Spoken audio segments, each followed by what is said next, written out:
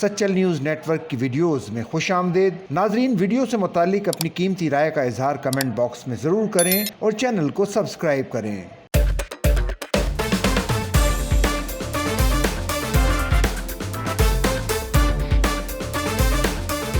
Thai land کے شہر Bangkok میں 16ویں پروفیشنل فائٹ میں بھارتی حریف کو بدترین شکست دے کر ناقابل شکست رہنے والے عالمی یوتھ چیمپئن عثمان وزیر کامیابی حاصل کرنے کے بعد وطن واپس پہنچ گئے اور کراچی ایئرپورٹ پر ان کا شاندار استقبال کیا گیا۔ عالمی یوتھ چیمپئن عثمان وزیر کی آمد پر کراچی ایئرپورٹ پر پاکستان زندہ باد کے نعرے لگ گئے۔